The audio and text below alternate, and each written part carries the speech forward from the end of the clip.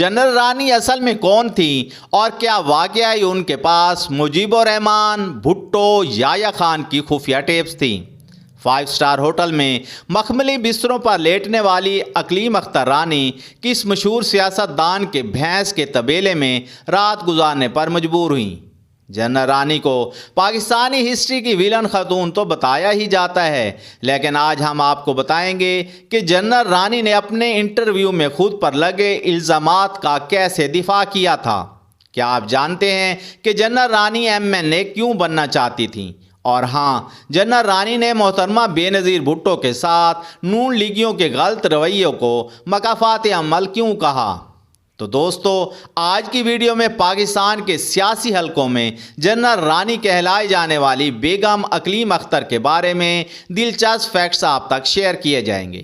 آپ دیکھ رہے ہیں اردو الرٹس اور میں ہوں ڈاکٹر عرفان عزیز۔ میرے انسٹا اکاؤنٹ کا لنک آپ کو ڈسکرپشن میں مل جائے گا۔ ہماری سیاسی تاریخ میں 60 اور 70 کی دہائی میں جنرل رانی کا بہت تذکرہ ہوا کرتا تھا۔ ان کا اصل نام اقلیم اختر تھا، لیکن وہ سیاسی حلقوں اور عوام الناس میں جنرل رانی کے نام سے زیادہ معروف تھیں۔ کم لوگ جانتے ہیں کہ اقلیم اختر کو جنرل رانی کا خطاب ذوالفقار علی بھٹو نے دیا تھا۔ پاکستانی صحافت کے بڑے نام اور خطابت کے بے تاج بادشاہ آغا شورش کشمیری نے سقوط ڈھاکہ کے تناظر میں ایک موقع پر کہا تھا کہ پاکستان توڑنے والے تو ان گنت ہیں، لیکن ان میں انگور کا پانی اور جنرل رانی نمایاں حیثیت رکھتے ہیں۔ سابق IG پولیس سردار محمد چودھری اپنی کتاب جہان حیرت میں تحریر کرتے ہیں کہ جنرل یحییٰ 1965 کی جنگ میں چھم جوڑیاں سیکٹر میں تعینات تھے۔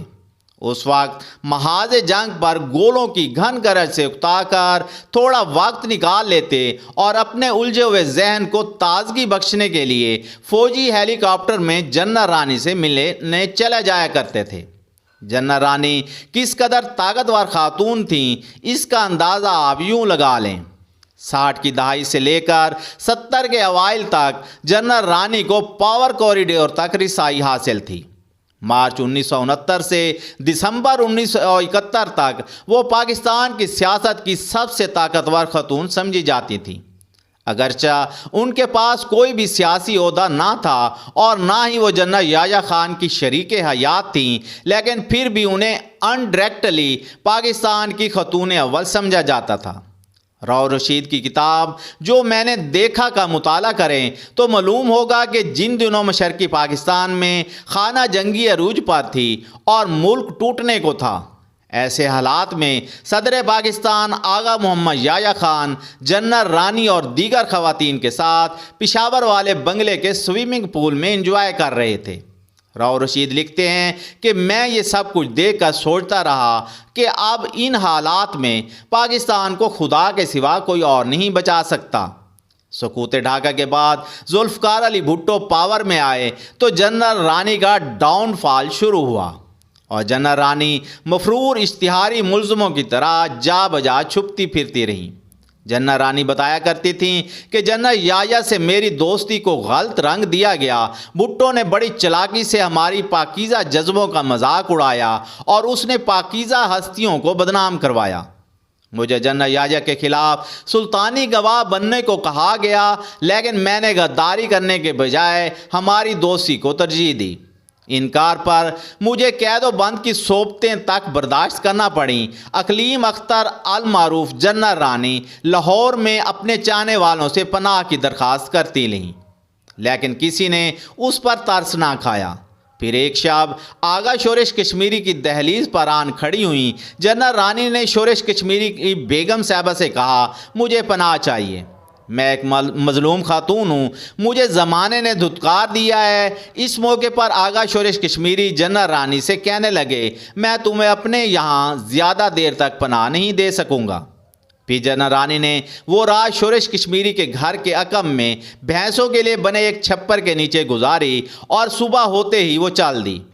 جنرل رانی جس رات آغا شورش کشمیری کے پاس پناہ لینے پر مجبور تھیں، تب انہوں نے ایک تصویری البم ان کے سپرد کی، جس میں پاکستان کے سول اور ملٹری بیوروکریٹس، سیاست دانوں اور سرمایہ داروں کے خفیہ زندگی کے تمام ریکارڈ تھا۔ شورش کشمیری وزادار انسان تھے. انہوں نے جنرل رانی سے یہ کہتے ہوئے ساری البم نظر آتش کر دی کہ اقتدار سے محروم ہونے والے لوگوں کو عیب اچھالنا بزدلوں کا کام ہے. ہماری سیاسی تاریخ کا مطالعہ کیا جائے تو علم ہوگا کہ اقلیم اختر رانی جنرل محمد یحییٰ خان کے خاص الخاص سمجھی جاتی تھیں.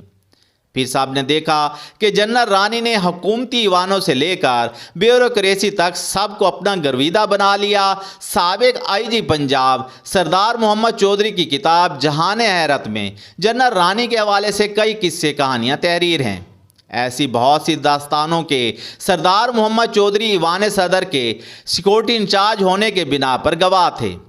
بعد ازاں اقلیم اختر عرف جنرل رانی سے انویسٹیگیشن پر بھی سردار محمد چودھری کو مامور کیا گیا تھا. سقوط ڈھاکہ اور ثانیہ مشرق پاکستانی کے حوالے سے جنرل رانی کا موقف تھا کہ بھٹو ہی شرارت کی اصل وجہ تھا. یحییٰ خان اور شیخ مجیب الرحمان میں معاہدہ طے پا گیا تھا کہ یحییٰ صدر پاکستان جبکہ مجیب الرحمان وزیر اعظم ہوں گے، لیکن یہ سب کچھ بھٹو کو قابل قبول نہ تھا. یہاں پر میں آپ کو ایک واقعہ سناتا چلوں کہ سقوط ڈھاکہ کے وقت یحییٰ خان ہمارے جبکہ مانک شاہ بھارت کے آرمی چیف تھے. آزادی سے پہلے دونوں ایک ہی یونٹ میں ہوتے تھے. یحییٰ خان نے مانک شاہ سے 1000 روپے ادھار لے کر موٹر سائیکل خریدی تھی، لیکن تقسیم کے بعد دونوں کا ایک دوسرے سے رابطہ ہی نہ رہا اور مانک شاہ کو اس کا 1000 روپیہ واپس نہ مل سکا. مانک شاہ نے اپنی کتاب میں لکھا، یحییٰ خان نے 1000 میں مجھے آدھا پاکستان دے دیا. ذوالفقار علی بھٹو کے آرڈرز پر جنرل رانی کو نظر بند کر دیا گیا تو اس دور کی پریس نے خبریں لگائیں کہ مجرموں کو معافی دلوانے والی جنرل رانی آج خود نظریں بند ہو چکی ہیں. جنرل رانی اپنی نظر بندی کو عدالت میں چیلنج کیا اور ایوب خان کے دور میں پاکستان کے وزیر قانون رہنے والے نامور وکیل ایس ایم ظفر کی خدمات حاصل کی گئیں. جنرل رانی یہ کیس جیت گئیں تو پھر حکومت کو عدالتی حکم پر انہیں رہا کرنا پڑا. نظر بندی کے دوران جنرل رانی کا ٹیلی فون کنیکشن تک کاٹ دیا گیا اور اخبارات بھی بند کر دیے گئے. اس موقع پر حمید نظامی کے نوائے وقت نے یہ سرخی لگائی تھی کہ جنرل رانی جو کبھی پاکستان کی ملکہ تھیں اپنے گھر میں نظر بند کر دی گئیں. نامی گرامی قانون دان ایس ایم ظفر نے اپنی کتاب میرے مشہور مقدمات میں جنرل رانی کے نام سے الگ باب لکھا ہے. وہ لکھتے ہیں کہ جنرل رانی قومی اسمبلی میں خواتین کی نشست پر الیکشن لڑنا چاہتی تھیں، لیکن ایسا ممکن نہ ہو سکا. 90 کی دہائی میں جب آئی جے آئی والوں کی توپوں کا رخ محترمہ بے نظیر بھٹو کی جانب تھا، تب محترمہ کی نازیبہ تصاویر ہیلی کاپٹر سے پھینکی گئیں اور ان کے لیے نامناسب نعرے لگوائے جاتے. عین اسی دور میں جنرل رانی نے ایک اخباری نمائندوں کو انٹرویو دیتے ہوئے اسے مکافات عمل قرار دیا تھا. جنرل رانی کے مطابق بھٹو نے جو القابات مجھے دیے اس سے زیادہ تو اس کی بیٹی بے نظیر کو مل رہے ہیں. یہ تو اللہ کا قانون ہے. وزیر اعظم ذوالفقار علی بھٹو کی جیل سیکورٹی پر مامور کرنل رفیع الدین کی تہلکہ خیز یادداشتوں میں بھی جنرل رانی کے قصے کہانیاں مرقوم ہیں. 1965 کے جنگ کے حوالے سے لکھتے ہیں کہ تب فوج میں اختر حسین ملک ہیرو تھے، جبکہ باقی تمام فوجی تو جنرل رانیاں تھے. 1977 میں جنرل ضیاء الحق نے بھٹو حکومت کا خاتمہ کرتے ہوئے مارشل لا نافذ کر دیا تو جنرل رانی کو بھی ریلیف ملا. 1981 جنرل یحییٰ خان کا بھی انتقال ہو گیا. 80 کی دہائی میں منشیات سمگلنگ کے معاملے میں ملوث ہونے کی وجہ سے اقلیم اختر رانی ایک بار پھر پریس کا موضوع بنی، لیکن ان پر یہ الزام ثابت نہ ہوا اور ان کی جان خلاصی ہوئی. سال 1932 میں پیدا ہونے والی اقلیم اختر کے والد راجہ مظفر حسین محکمہ زراعت کے آفیسر تھے. اقلیم اختر صرف میٹرک تک پڑھ سکی. ان کی شادی کم عمری میں ایک پولیس والے سے کر دی گئی. ان کے شوہر چودھری غلام رضا پولیس میں ڈی ایس پی کے عہدے تک پہنچے. لیکن یہاں پر میں دلچسپ واقعہ آپ کے ساتھ شیئر کرتا چلوں. اقلیم اختر اپنے شوہر کے ہمراہ مری کے مار روڈ پر پیدل چل رہی تھیں کہ ہوا کے ایک جھونکے سے ان کے چہرے سے نقاب ہٹ گیا. شوہر نے یہ سمجھا کہ محترمہ نے اپنا برقع جان بوجھ کر ہٹایا ہے. تو پھر کیا تھا، اس نے بھرے بازار میں سب کے سامنے اقلیم اختر کی بے عزتی شروع کر دی. کتابوں میں تحریر ہے کہ اس موقع پر اقلیم اختر کے صبر کا پیمانہ لبریز ہو گیا اور 6 بچوں کی ماں نے سب کے سامنے اپنا برقع اتار پھینکا اور اپنے تھانے دار شوہر سے بولی، آخر تم ہوتے کون ہو اتنی غیرت دکھانے والے؟ انہوں نے اپنے ایک انٹرویو میں بتایا تھا کہ مری مار روڈ پر اپنے شوہر کا حتیٰ کمیز سلوک دیکھ کر مجھے اپنے اوپر قابو نہ رہا، مجھے لگا کہ بس بہت ہو گئی، میں اس وقت اپنے خاوند کے چہرے کو نوچ ڈالنا چاہتی تھی، لیکن مجھے صرف ایک بات روک رہی تھی کہ اس وقت مار روڈ پر بہت بھیڑ تھی۔ اس کے بعد حالات اقلیم اختر رانی کو کسی اور ڈگر پر لے کر آئے اور یہاں سے ان کے اقتدار کے مسنہ نشینوں سے تعلقات بنتے گئے۔ جماعت اسلامی کے سینئر رہنما ڈاکٹر فرید احمد پراچا کی کوٹ لکھپت جیل میں جنرل رانی سے ملاقات ہوئی۔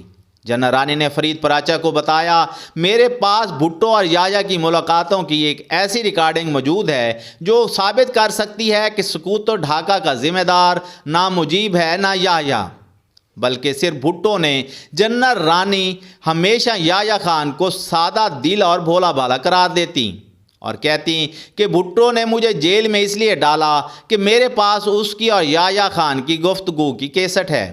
ذوالفقار علی بھٹو کو یہ خطرہ ہے کہ اگر اس نے مجھے آزاد کر دیا تو میں اس کی ریکارڈنگ پوری دنیا تک پہنچا دوں گی، اس لیے مجھے کو قید میں رکھنا چاہتا ہے۔ خیر، جنرل رانی اور فرید پراچا میں یہ طے پایا کہ جب آپ کو رہائی مل جائے گی تو جماعت اسلامی والے آپ کو پنجاب یونیورسٹی انوائٹ کریں گے، تو وہاں آپ وہ خفیہ کیسٹ سب کے سامنے چلا دینا۔ سب کچھ طے ہو چکا تھا اور جنرل رانی نے پراچا صاحب کو رابطے کے لیے اپنی بیٹی عروسہ عالم کا فون نمبر بھی دیا، لیکن ہوا کو یوں، جنرل رانی کی رہائی سے پہلے ہی غلام مصطفیٰ کھر نے ان کی حکومت کے ساتھ سیٹلمنٹ کروا دی اور یوں جنرل رانی کے پاس خفیہ ریکارڈنگ آج تک منظر عام پر نہ آ سکی۔ پاکستان ایئر فورس میں اسکواڈرن لیڈر اور نامور بیوروکریٹ ارشد سمی خان چونکہ یایا خان کے اے ڈی سی تھے، لہٰذا ان کے بھی جنرل رانی سے اچھے مراسم تھے۔ ارشد سمی کی شادی نورین خان سے ہوئی جو جنرل رانی کی سگی بھانجی تھیں، تو جناب اس ناطے سے ارشد سمی کے بیٹے عدنان سمی خان جنرل رانی کے نواسے لگتے ہیں۔ جنرل رانی کی سب سے چھوٹی صاحبزادی عروسہ عالم جرنلسٹ ہیں۔ جنرل رانی کے نواسے اور عروسہ کے بیٹے فخر عالم سے تو آپ سبھی واقف ہوں گے، جو پاکستان کے مشہور پاپ سنگر اور ہوسٹ ہیں۔ جنرل رانی کی بیٹی عروسہ عالم جو پچھلے کئی سال سے بھارتی پنجاب کے چیف منسٹر کیپٹن ارمندر سنگھ کی دوست بن کر بھارت میں مقیم ہے۔ بھارتی میڈیا میں یہ خبریں بھی شائع ہوئیں کہ ارمندر سنگھ نے عروسہ عالم سے شادی کر لی ہے، تاہم دونوں کی شادی کی خبروں سے انکاری ہیں۔ جنرل رانی نے اپنی زندگی کے آخری سال لاہور میں گزارے اور وہ کینسر جیسی مہلک بیماری سے لڑتی رہیں۔ جنرل رانی نے 1 جولائی 2002 کو اپنی آخری سانسیں لیں اور انہیں مریاں قبرستان گارڈن ٹاؤن لاہور میں سپرد خاک کیا گیا۔ پاکستان میں جنرل رانی کے نام سے فلم بھی بنائی جا چکی ہے۔ یہاں میں آپ کو بتاتا چلوں کہ جب فلم اناؤنس ہوئی تو اس کو نام کو لے کر پاکستان میں ہلچل مچ گئی۔ فلم کے اسکرین پلے رائٹر ناصر ادیم سے پوچھ گاچھ ہوتی رہی کہ آپ نے اس فلم میں کیا لکھا ہے۔ جب یہ فلم سینسر بورڈ کے پاس پہنچی تو سینسرشپ بورڈ نے اس فلم کو نامناسب قرار دے دیا۔ پھر اس فلم کا نام جنرل رانی سے تبدیل کر کے میڈم رانی رکھ دیا گیا۔ خیال رہے کہ یہ ناصر ادیب وہی ہیں جن کی لکھی ہوئی فلم مولا جٹ پاکستان میں بے حد مقبول ہوئی۔ میں امید کرتا ہوں کہ آج کی ویڈیو آپ کو پسند آئی ہوگی۔ ویڈیو کو لائک کریں، شیئر کریں، اردو الرٹ سبسکرائب کر لیں، ہماری ویڈیوز کو دیکھتے رہیں۔ اللہ حافظ و ناصر۔